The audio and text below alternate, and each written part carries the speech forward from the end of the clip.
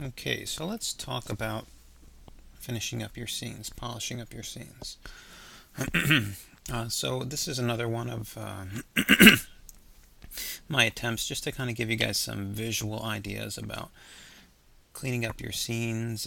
So this is going to be me kind of going over finessing curves and still cleaning up my progression, which is in the real world it'd be nice to clean up your progression as far as your keys, and then just have your curves left to the end to tweak. But to be honest with you, most of us are always tweaking our progression as we start finessing our curves. Okay, so let me just talk a little bit about this.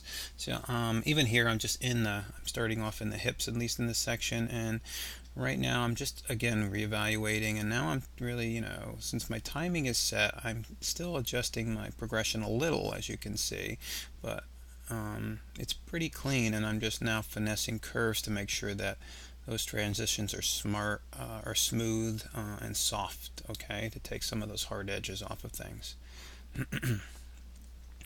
Here's where I start making some big moves, which is, symptomatic of just, being an artist. You start realizing, oh, why didn't this could be a little more, and next thing you know, you're making some pretty big changes. You can see in that change of the translate X, if I even scroll back to that, I start pulling my character off his hands, so he starts getting like a little locked out. Where is it? Where did that happen? Yeah. Also, when you start moving him too much with your progression, you start giving yourself more work, because then you have to think about how it's affecting your character's arms. So that's why it's good to try and do most of your progression adjustments, because it is still reposing, as early on, and keep that as clean as you can so you don't feel the need to change your progression, because then you're going to have to tweak. There, he's locked out again. I'll have to fix that if I want that all to work. And you can see I'm always evaluating whenever I come through an area like that that's not, that gets a little clunky. I'll sit there and go, well, should it be clunky? And then too, when I feel everything's pretty smooth, I'll tweak the handles out. I'm still animating, unfortunately. I'm here going, well, let's hold him back a little bit longer. That could work a little bit better if I push that more. And I'm starting to smooth out the curves, because that is your final sort of walk, is like to come and tweak those tangent handles. So this is a pretty much both. You see me even reevaluating what I'm doing with the drag, and realizing I want more drag, so I'm going to finesse that a little bit while I'm in here. So I'm adding more and more of that drag to the rotate X on the body to really kind of get that push when he pushes off to work better. The one thing I'll say about there's me play blasting it to see how it's kind of working, and I think it plays through a few times at speed here, and there it goes. So you can start to see, I'm trying to see how it smoothly, arcs now and settles in and pauses. So let's even kind of scrub back a little bit. One thing to point out about your timing, and actually I'll show you when I get into Maya on this, is like when you're actually adjusting your handles like I am now, and trying to make those, trying to make those smoother arcs coming through here. Once you change your handle settings, if you change your timing afterwards, you're going to have problems, and I'll talk about that when we get into Maya later. So let's move on to my next video here. There we go. So details more, please. This is just the idea of like really looking at especially specific things like hands, feet, anything that needs more control that you want to start adding more keys and finessing to. So I'll play this and talk a little bit about what's going on here. Here I believe I'm going to look at my character's foot and see how it peels off of the ground.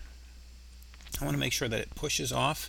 I want to make sure that it hits hard and pushes off and stays there as long as it needs to. I want to make sure it transitions off there well. So you're going to see me looking at all the controls I have in play here, whether it's the tilt or the toe tip foot, the main control on the front of the toe, and seeing how I'm driving that out and how it's working.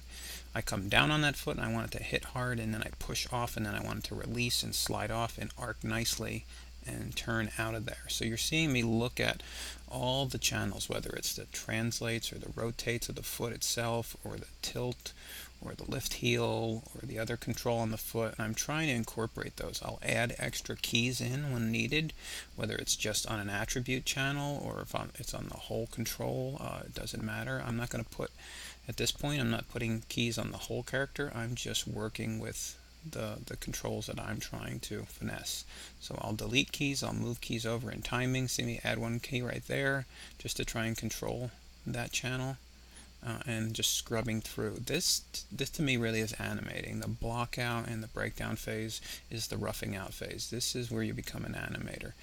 You can see me just trying to evaluate the spacing of everything, of how this foot is doing so many things as it peels off to get out of here and arcs up. Okay, and then how it comes down and lands, and I want it to hit hard, much like, again, your foot roll in the walk where we ask you to put extra keys. You know, if your foot's coming down with a lot of force, you don't want it to slow in, so you need to check and see what Maya's doing with your in-betweens. I'm even going to cheat here. I'm using the stretch on his leg to stretch out his leg harder. See that? So I put the stretch on his leg in order to step in there and actually be able to keep him up higher while that happened. So it was a bit of a cheat. And I guess that's probably a good point to make. You know, being an animator, being an artist of any type is about being creative, right?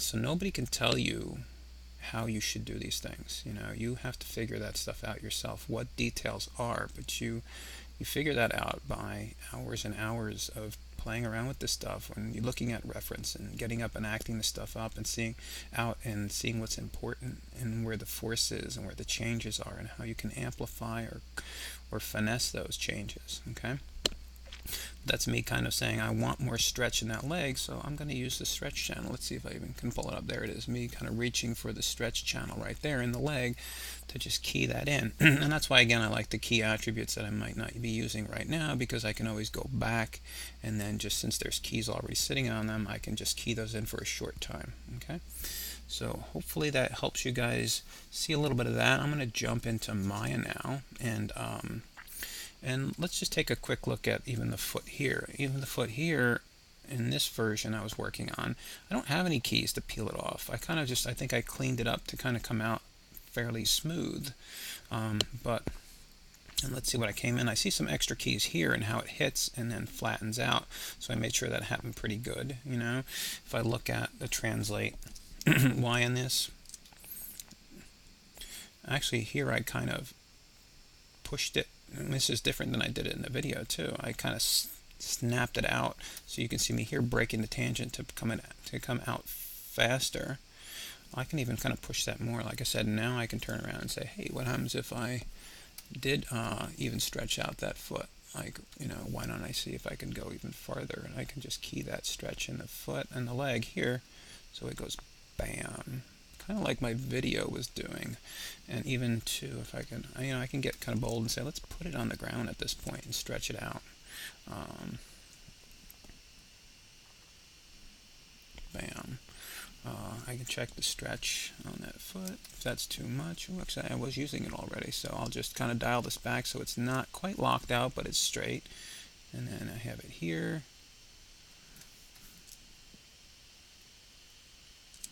And then I have it here, so it's ba-doom. Kind of slides. So why is it sliding? Well, again, that's part of the problem. It's like I'm hitting on and I believe I have my foot tilt, but I'm also, it looks like I'm using too much. See, I'm using my rotates also. No, I'm not. Those are zeroed out. Okay, so I'm cool there. And this is what animation is about, especially with a rig. You're not drawing this stuff, so you have to be aware of what you're using. Actually, I've put tilts even more here.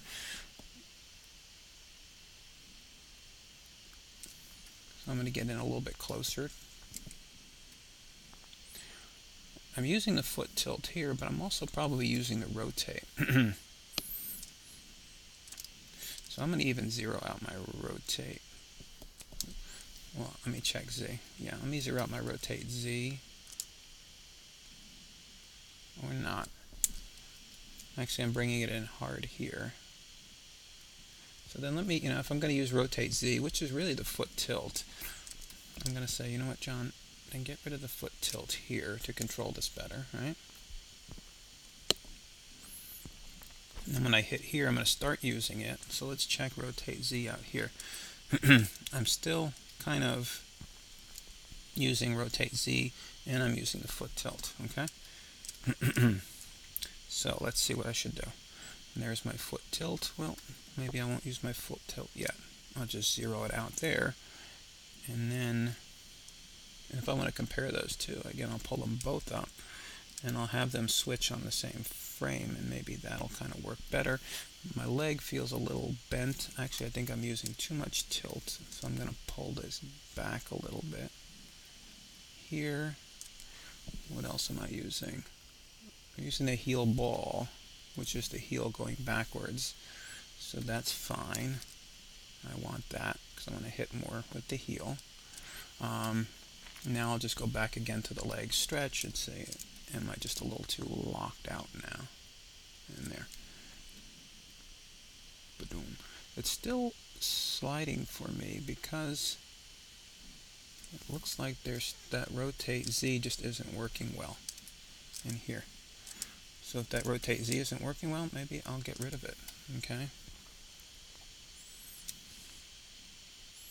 And I'll go back to the tilt. Maybe the tilt is going to do my job better than that. Actually, I had a negative or positive on there, so I'm going to start using the foot tilt sooner. And I'll zero it out here maybe, so, ba-doom. Ooh, shame on you. What am I doing? Let me check my translates. Ah, my translates are moving. That's why my foot is sliding. Bang. Okay. See, my foot is still moving at this point. So if I want my foot to hit sooner, there it is. Let me check the translate. Z. Translate Z. See, is still moving. So I'm going to bring that forward, and that's why my foot is not moving. It's a little poppy now, but I'm really stretching that, right? This is where, too, I can say, well, if that's too fast, I can look at my translate Y on my foot here. And again, this is the foot where down is up and up is down. So maybe this could be a little bit higher here. Maybe I'm deciding that my foot, I like my foot coming up high, but maybe it comes up more high here and starts heading down here. Okay. Ba-doom. All this for something it isn't staged that well either, and it happens on the cut too. But see how from here to here that doesn't work? There's another little problem here. See it? And that looks like a rotate X problem, and it is. So there, rotate X is still moving, even though it's supposedly hit the ground. So I'm going to zero out the rotate X, and then it's going to rock back again. So let's check, is that my heel ball? And yes, it is going reverse. But it goes reverse here. I don't want to start using my heel ball until it hits here.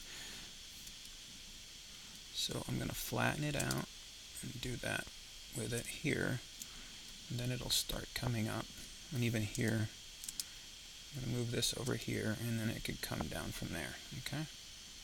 Pop. Ba-doom. Ba-doom. Ba-doom. Now, none of this makes sense, probably. Even if you guys watching me, it probably doesn't make a lot of sense unless you watch this a few times. But there's so much in play with this simple little idea of that foot. And let's see if that kind of works better. I'll even play blast it from this window just to see how it works.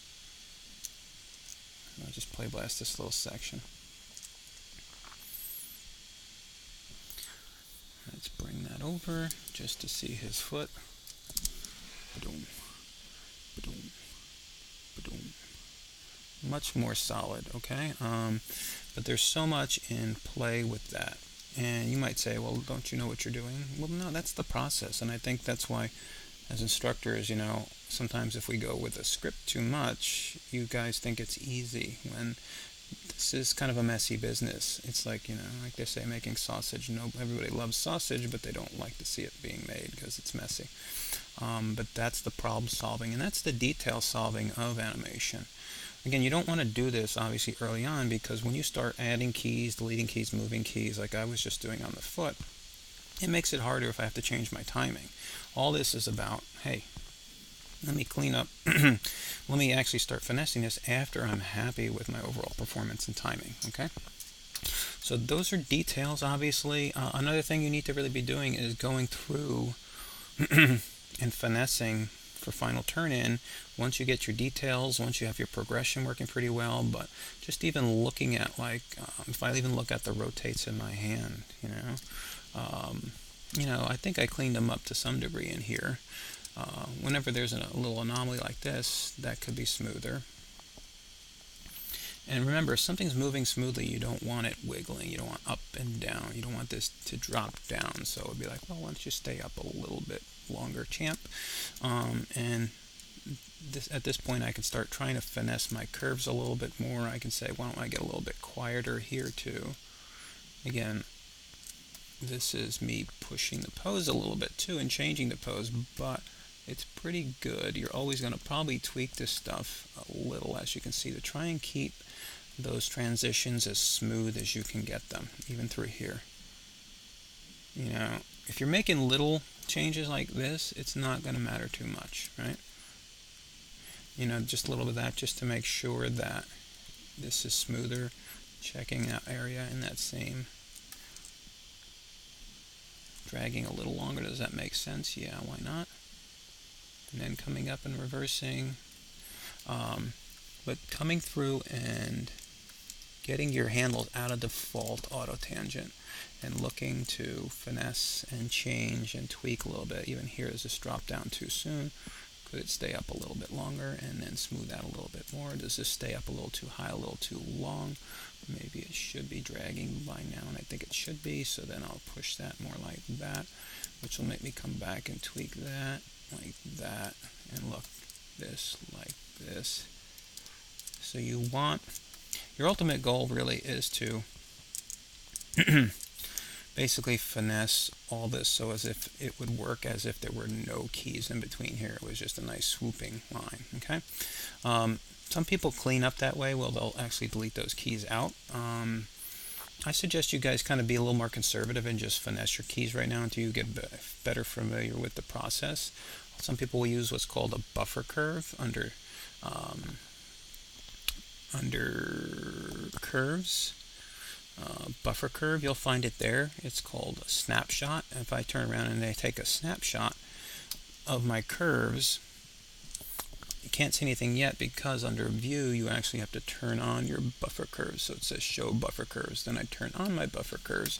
Now if I move my keys, as you can see, there's a ghost image of where my curve was. This way, if I want to simplify my curve, say I wanted to take these keys out, I could delete those keys and it will show me very clearly now that I've changed my animation. Say, and if I really want to try and keep my animation where it was, I'll try and recreate that curve.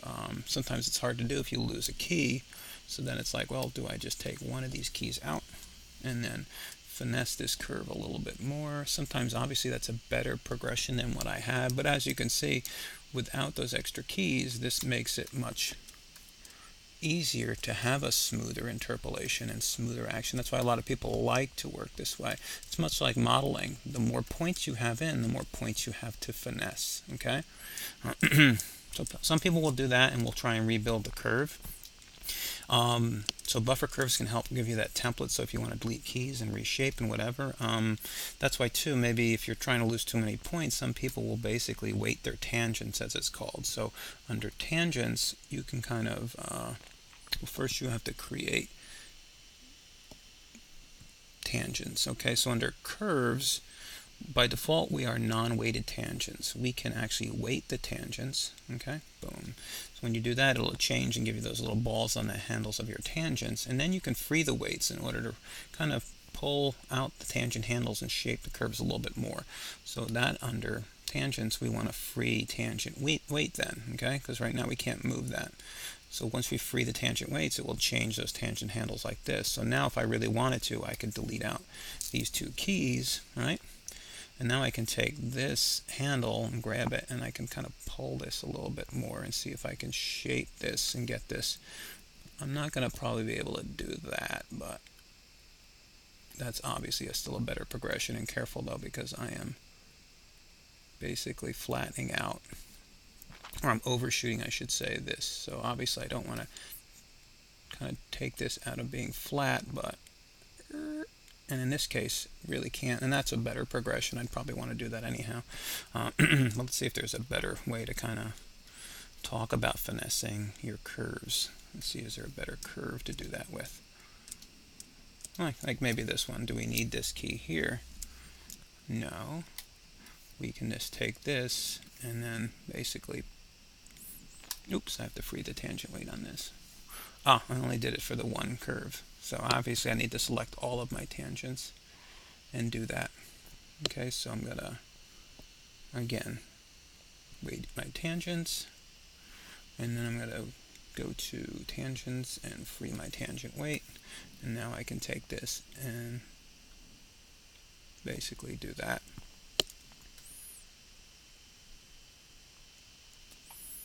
And build this a little bit more that way, so I can push that one in so it's a little tighter on that side. And there.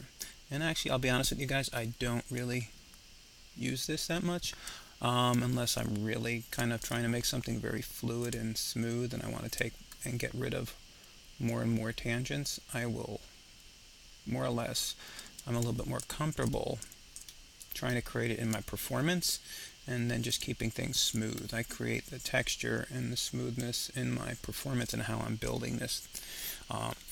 But the idea is, at the end of the day, is to have a smooth progression that supports obviously your action, and then to be finessing your curves so that there are no major wobbles and changes that you don't want to occur. Okay? Alright guys, now do you have to weight your tangents and break it? No, actually I would expect you guys to leave your keys whole and just to work changing your tangent handles in order for them to smooth out and finesse your curves. And that is part of what you're graded on for your final, is your progression, and that you've kind of finessed your curves a bit. Okay, if you guys want to play around with this, it's definitely obviously something you should get used to. You're going to find probably use for it from time to time. Okay, all right, hope that helps to point out some things to consider. I will see you